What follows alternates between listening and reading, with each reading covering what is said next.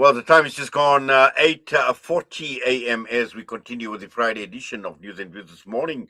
And we're going across now to Nigeria. We're talking with the Executive Director at West African Leadership and Empowerment Center, Joshua Ola Owoyomi. And this comes against the background of the Red Cross reporting at least 162 people who have been killed, massacred by gunmen in Nigeria's western Kwara state. Joshua, good morning to you, sir, and welcome to the show. Well, good morning, and thank you for having me. Yes, clearly, we've seen a report of this massacre coming through, and reports saying that the death toll now stands at 162 people, and once again, Nigeria has come under the radar, has come under the spotlight. Another massacre in the region as well. Just to put some context into this massacre and these killings that are taking place. What is some of the background that you know of that you can share with us, Joshua? All right. So basically, I think it is unfortunate to start with. It is quite unfortunate, and we sympathize with those involved, and we hope that this will not continue. We hope the government, as they are doing in the northeast, in the northwest, they will also be proactive with the north central. Because obviously this is as a result of the uh, activities of the Nigeria Armed Forces dealing with the terrorists in the northeast and northwest. So they are obviously migrating down to the north central. So they just want to keep showing that they are still active, they are still there. But I'm sure that they will be defeated. It is as a result of the dislodgement of these guys in all this where they are former territories. So they are moving to the north central. I want to make a statement, and I believe the government will be active enough to see that look, we cannot allow this to continue in the northeast and in Kwara State especially. So that for me, the background is that these guys are migrating down to the north central, north Yes. center. I think, obviously, is trying to make sense of what is actually happening because some of the reports have it that Nigeria obviously is plagued by a security crisis.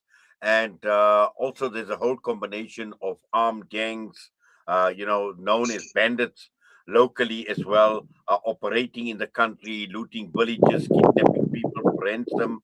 And on the other hand, there's whole argument about jihadist groups that are active in certain parts of the country as well. I mean, where does one actually start to point fingers to try and understand and establish who is really responsible for these massacres that are taking place? Okay, so bandits, jihadists, whatever the name you want to call it, they are terrorists. So the way the Nigerian army, the Nigerian armed forces see these people is that they are terrorists. So they are all the terrorists. We call them terrorists. They are the ones responsible for this. So whatever name you want to call them, whether bandits, whether uh, kidnappers, whatever, they are terrorists, and they will be dealt with as terrorists, not as anything. So giving them a name does not change anything. What we know is what happened is a terrorist attack.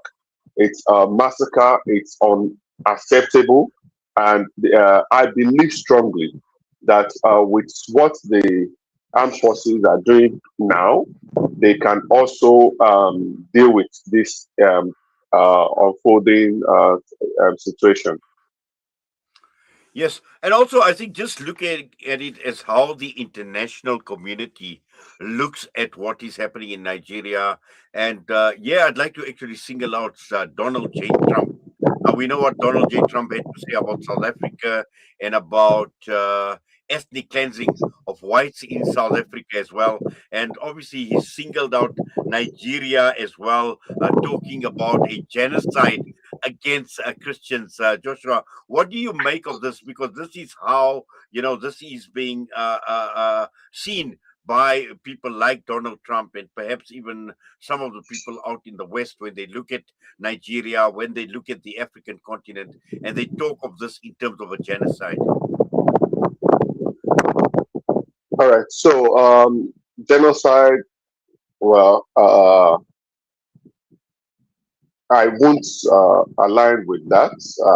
The government has dealt with the issue uh, where when the president of the United States made a statement, and I see now that there is a whole lot of collaboration between the armed forces and of Nigeria and that of the United States. So that aspect, but the truth is, terrorists have no religion. They have no religion. Look at what happened in Kwara. The area itself is not about Christians or Muslims. Those guys just went in, killed people. I agree that we've seen attacks in Christian dominated areas. We have also seen attacks in Muslim dominated areas. So we should not try to say they are doing this to this. No, as long as a person is killed, the life of that individual is more important than the religion of that individual. So what we have in our hands is terrorists killing Nigerians. So whether they are from the north, they are from the south, they are from the east, they are from anywhere, or whatever religion they practice, that is secondary. What we see is terrorists trying to intimidate people, trying to kill people, trying to take territories. And with the renewed strength and the renewed aggression from the Nigeria army and Nigeria armed forces in general, I believe strongly that these ones that are trying to bring their head up in the north center will be dealt with also. So it's not about one genocide of a particular set of people. No, it is terrorists doing what terrorists are known for, and that is killing, kidnapping, and destroying properties. So, and that is what is happening now. And we have to look at it and deal with it from that aspect. Also, Joshua, just in your mind and your take on what would be the motivation behind these terrorists, as you call them, wanting to take over territory? What do they really want? Okay, so you can't really get into the minds of these guys because some of them, most of them, have been manipulated. Their minds have been manipulated to see that look, we need to grab these areas for power. Sometimes these terrorists just don't really have uh, uh, they don't really have let's say an aim. They just want to terrorize and also to show strength, basically to show strength.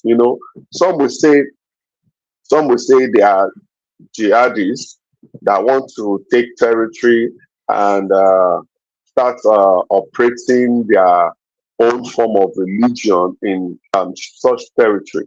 But also sometimes they just want to show force. They just want to establish that look, we are still strong with everything that the Nigerian Armed Forces is doing. We are still there. So it's just a show of force. It's just a show of strength. Yes, that's it, a show of strength. So basically, it's just to make a statement. Well, Joshua, we will obviously follow developments that are taking place in Nigeria, as we have been for a very, very long time. But for now, we thank you. We do appreciate you taking time out for us on Salam Media, and all the best to you. Thank you very much for having me. Do have a great time. Joshua Owoyomi, Owoyomi with us this morning, right? I from Nigeria as well, against the background of these massacres that are taking place, and clearly this is a deep cause for concern. But also at the same time, when one looks at the focus on Nigeria, we've seen the Donald Trump genocide claim in Nigeria, and once again, the question of calling the pot, calling the kettle black, because we see what is taking place was in the United States of America, ICE, and the rampage that ICE is actually running in the United States of America with brutality like you cannot believe. And again, it's good to point fingers at the African continent, but at home in the United States of America, a picture is actually starting to emerge where we see just so much brutality taking place right in the streets of major cities, Minneapolis in particular, against people of color. There's just so much that is taking place. And again, you may call it terrorism here in the on the African continent, but what about state-sponsored terror in the United States of America? A lot to think about. The time is just gone 8:52. We're going to go for a break. Come back. It's time for two more inspirations.